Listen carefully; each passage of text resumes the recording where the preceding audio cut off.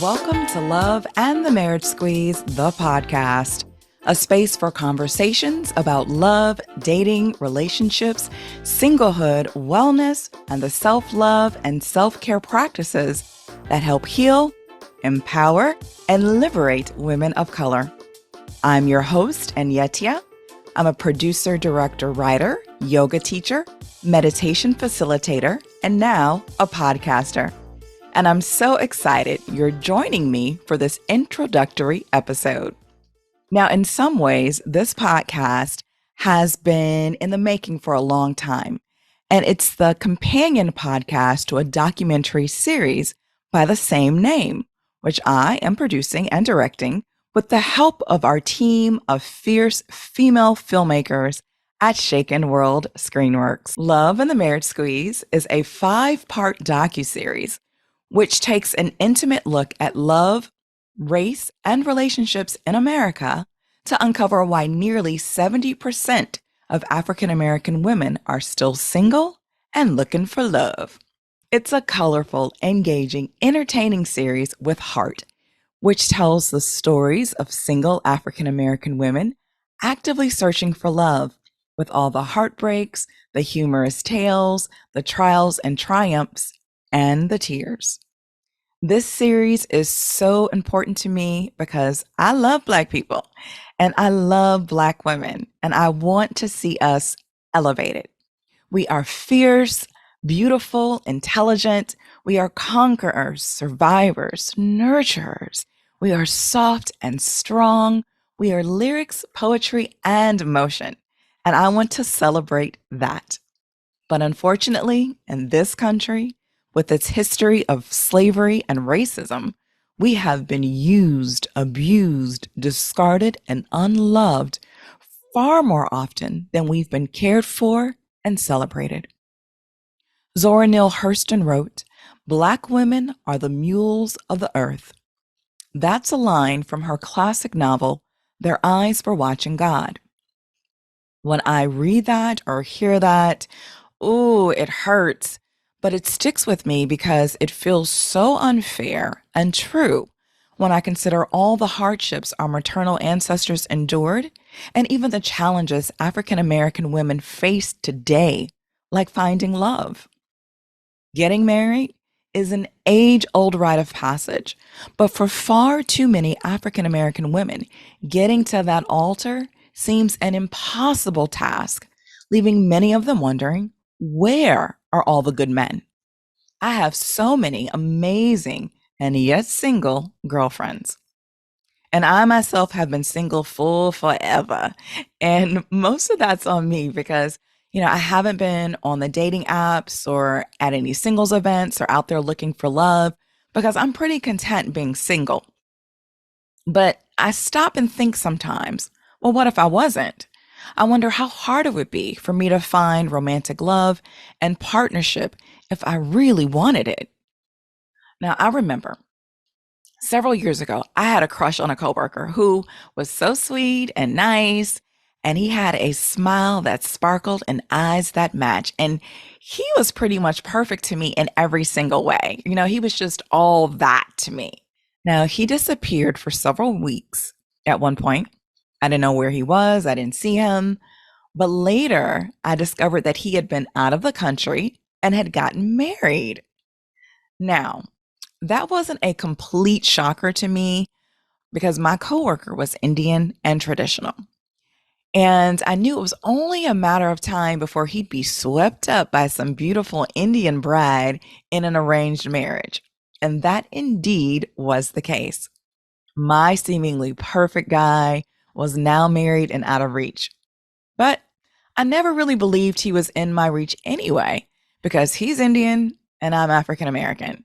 And although things have changed and interracial dating is widely accepted in the US, that type of interracial union is still somewhat rare because of tradition, culture, and colorism. So thinking about how my newly wedded office bae would have never seriously dated me because I'm African American, I started to research this topic of interracial dating and marriage. And let me tell you, it didn't take long for me to find proof of what I already believe to be true, that amongst white, Asian, Latina, and Black women here in the US, Black women are the least likely to be married and the women most often rejected on dating apps. Now, this saddens me because I love Black women and we deserve so much more love and appreciation. And there are so many African American women who want to be married and to enjoy the benefits of that union.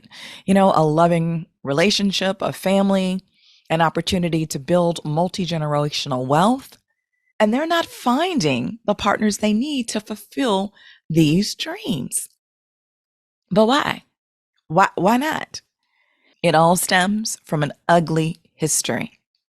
Though slavery in the US was abolished over 150 years ago, white supremacy, prejudice, and systemic racism in America have negatively impacted the health of Black love and Black families. Now, those who believe in a post-racial America may question why this docuseries and podcast are necessary, or they may think this conversation is simply outdated. Well, let me tell you, I wish that it were. I wish that it were the case that it's outdated, but it's not. This conversation is timely and incredibly relevant.